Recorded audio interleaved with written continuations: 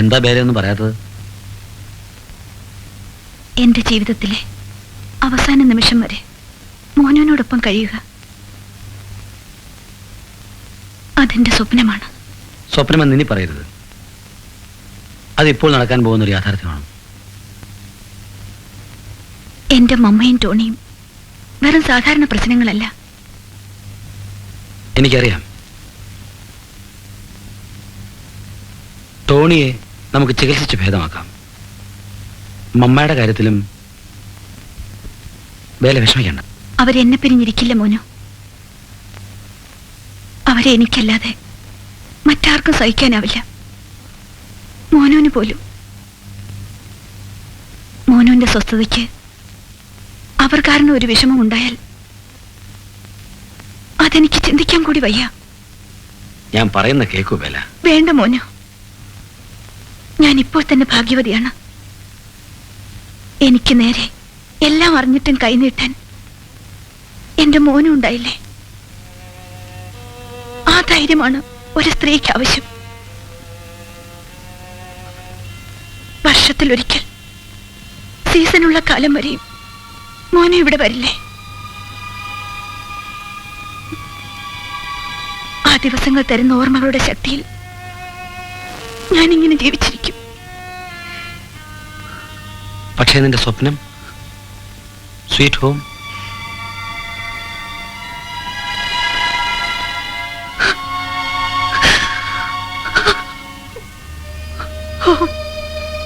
Sweet home,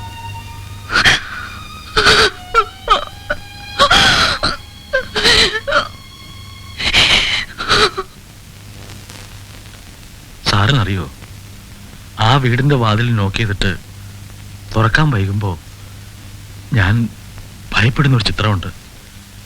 വീടിനുള്ളിൽ മരിച്ചു കിടക്കുന്ന 3 പേർ. അത് ഏത് നിമിഷവും സംഭവിക്കാം.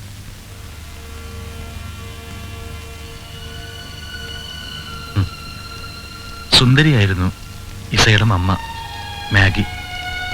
ചെറുപ്പത്തിൽ അവരെ വിവാഹം കഴിക്കാനുള്ള മോഹവും മനസ്സ് സൂക്ഷിച്ച് കുറെ കാലം ഞാൻ നടന്നു. പക്ഷേ ആൽബി വാസ് ലക്കി. ഒരു സ്വർഗമായിരുന്നു ആ വീട്. ആൽബിയുടെ മരണത്തോടെ എല്ലാം കഴിഞ്ഞു. ആ കുടുംബത്തിന്റെ രക്ഷയ്ക്ക് വേണ്ടി അവരെ സ്വീകരിക്കാൻ ഞാൻ തയ്യാറായിരുന്നു സാർ.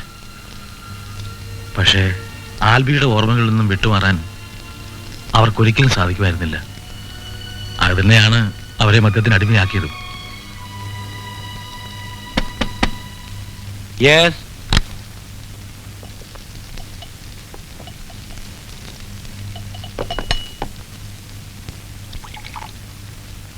സാറൈസ്. ആ, അവിടെ വച്ചേക്കോ.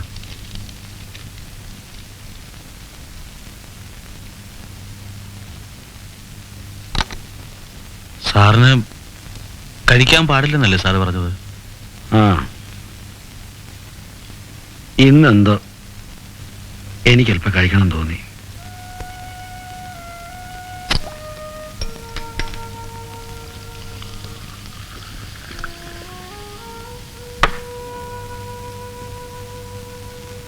താൻ കഴിക്കേ.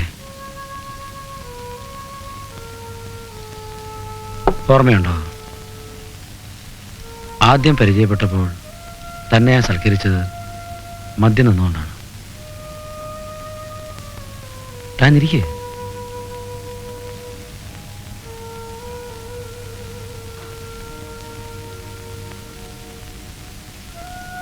Have it.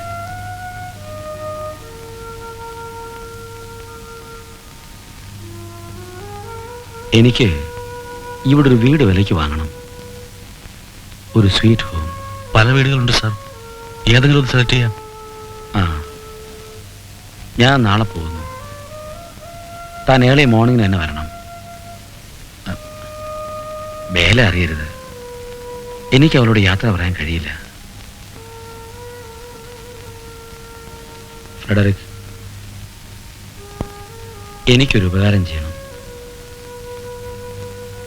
ഞാൻ കുറച്ച് പണം തരാം, അത് അവളെ ഏൽപ്പിക്കണം. എനിക്ക് നേരിട്ട് കൊടുക്കാൻ ബുദ്ധിമുട്ടുണ്ട്. എന്ത് പേരും പറഞ്ഞാണ് സാർ ഞാൻ കൊടുക്കേണ്ടത്?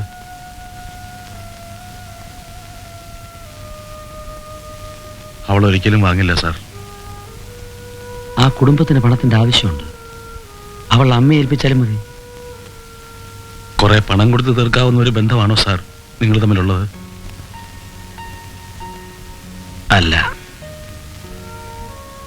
അറിയാം. പക്ഷെ ഇപ്പൊ എനിക്ക് ഇതേ ചെയ്യാൻ പറ്റൂ.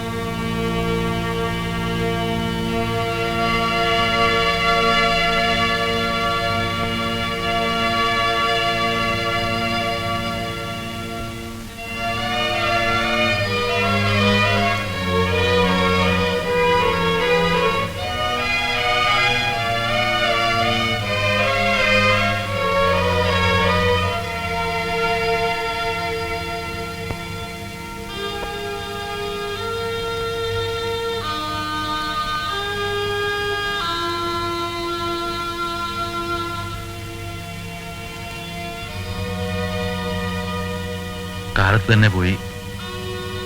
ഞാൻ നിന്നെ വെയിറ്റ് ചെയ്തിരിക്കുകയായിരുന്നു. ഇത് നിന്നെ ഏൽപ്പിക്കാൻ പറഞ്ഞു.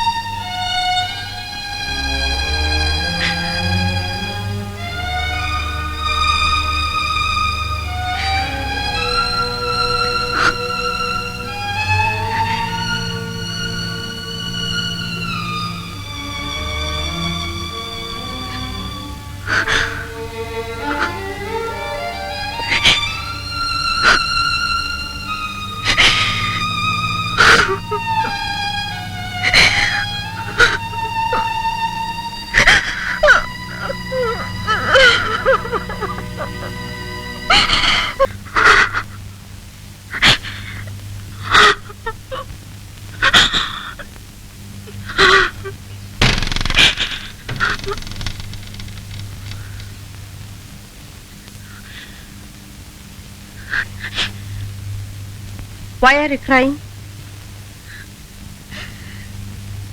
Tell me, Isa. എന്ത് പറ്റി? പ്ലീസ് ലീവ് മീ അലോൺ മമ്മ. ആ ബാസ്റ്റർഡ് നിന്നെ വലിച്ചെറിഞ്ഞിട്ട് പോയി അല്ലേ? Now you are a spoiled girl. കരഞ്ഞു, ഇഷ്ടം പോലെ കരഞ്ഞു. ഇന്ന് സ്കൂൾ പ്രിൻസിപ്പലിന്റെ ലെറ്റർ. അവന്റെ പിറകെ നടന്ന് നീ ഉള്ള ജോലിയും കളഞ്ഞു. ഇനി നീ എന്താ ചെയ്യാൻ പോണത്? നീ ഒരു ഫേവർ ചെയ്യ്. അല്പം പോയ്സൺ വാങ്ങിത്ത.